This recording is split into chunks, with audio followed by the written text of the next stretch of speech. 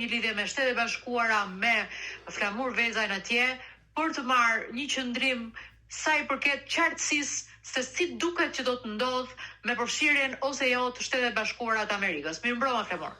Mirëmbrëma, faleminderit për ftesën. Si, jemi në studion tënde atje.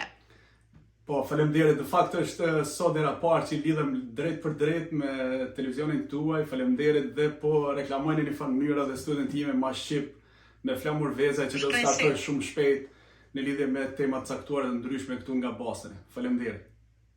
Perfekt. Të urojmë suksesa. Faleminderit. Çfarë ndodhi nga momenti kur presidenti i Amerikës Donald Trump tha ata nuk e din çfarë kam në mendje, deri në çastin e fundit kam dëshirë ose dua ta marr vendimin në sekondën e fundit.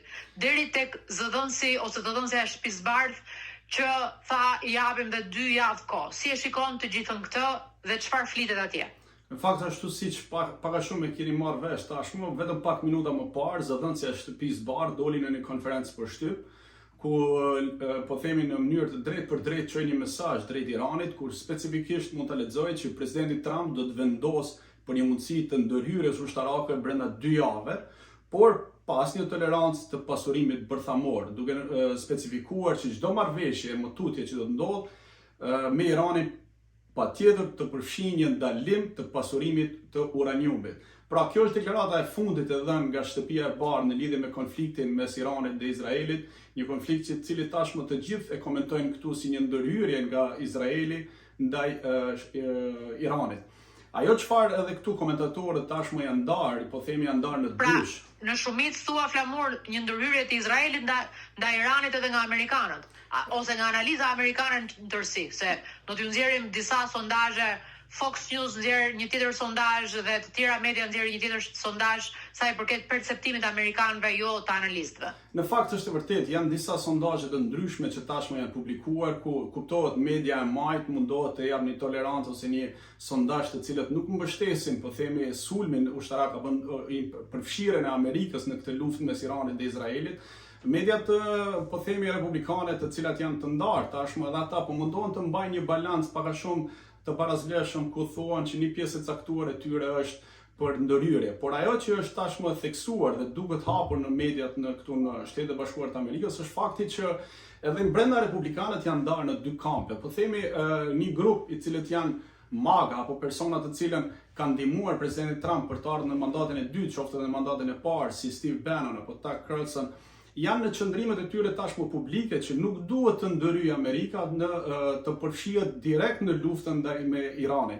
Ndërsa grupi tjetër republikanëve hak që janë ose republikanët më agresiv, të cilët janë një pjesë e caktuar për zgjidhje ushtarake, ndërhyrje ushtarake gjithkohës, ata mbajnë një qëndrim pak më agresiv dhe thonë që është momenti që Amerika të përfshihet dhe të ndërhyjë duke sulmuar Iranin, por me selektiv, jo në sulme drejt për drejt apo themi ndaj gjithë bazave ushtarake apo gjërave të ndryshme, por vetëm pjesë selektive ku pretendohet që pasurohet uraniumi, si Ted Cruz apo deputet apo senator të tjerë si Lindsey Graham, janë personazhe të cilët kanë dalë në media dhe po dalin, por në blok është e gjithë Shtetet e Bashkuara të Amerikës është në mbrojtje dhe në mbështetje të Iranit. Pavarësisht që qëndrimet janë të ndarë në lidhje me implikimin apo përfshirjen direkte në luftë. Mos harrojmë që presidenti Trump nëse i shpall luftë një shteti tjetër duhet marrë miratimin nga Kongresi, edhe pse në rastet e kaluara nuk është respektuar gjithmonë kjo pjesë. Por ka diskutime të ndryshme të cilat i diskutohet dhe ngrihet, po themi, gjithë debatet që janë ngritur gjatë këtyre ditëve. Një pjesë e caktuar e komentatorëve të ndryshëm në media qoftë majt apo të djatha e kanë quajtur presidentin Trump si njeriu pa vizion, për shkak se nuk është një qëndrim specifik deri më sot kur Shtëpia e Bardhë njoftoi që duhet t'i japim 2 javë kohë, pasi deri pak ditë më parë ose deri ditën e tjeshme kishte reagime të ndryshme nga presidenti Trump që thoshte që mund të ndërhyjmë, por mund edhe mos ndërhyjmë. Kjo po themi pasiguria, po kjo lojë fjalesh ka ndikuar shumë që komentatorët e ndryshëm të thuan që kjo është një mungesë vizioni, por mos harrojmë edhe një gjë tjetër. Mediat këtu e kanë ngritur si shqetësim edhe faktin që presidenti Trump gjatë gjithë kohës para fushatës elektorale thoshte që unë nuk jam nga ato presidentët që e çoj vendin në luftë. Apo deklarata e tij në vizitën e parë në Arabinë Saudite, ku tha që me presidencën, në kohën që unë do jem presidenti i Amerikës, lindja mesme do ketë qetësi, por realisht nuk po ndodh kjo.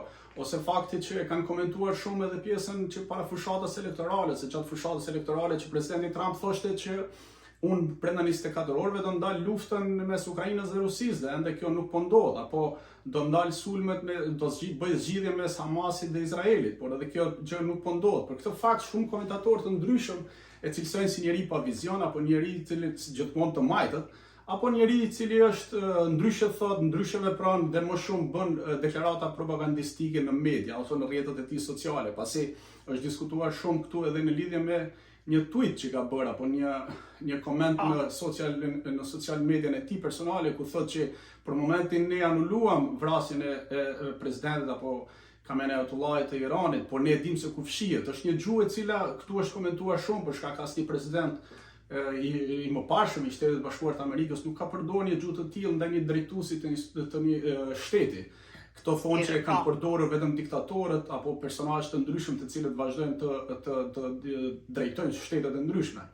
Gjithashtu është bërë edhe një koment i madh edhe në lidhje me deklaratën e presidentit Putin, i cili doli tha që kemi një marrëveshje me Izraelin për të siguruar 200 punonjësit tanë, të cilët janë duke ndërhyrë ose janë duke punuar në Iran për ndërtimin e 2 termocentrale bërthamore.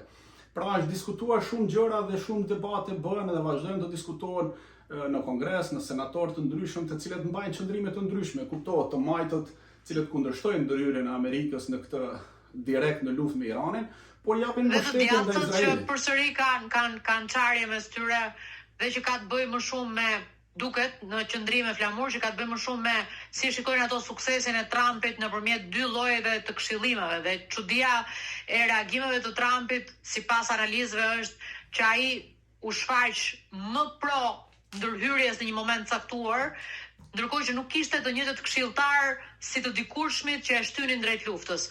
Unë të falenderoj për këtë intro dhe këtë sintezë. Më lejoj që të kthehem në studio. Do të jemi përsëri në lidhje bashk, ti e bëre përmbledhjen tënde, ndërkohë të jap kohën 5 të ftuarve në studio dhe po e nis me Faleminderit dhe suksese.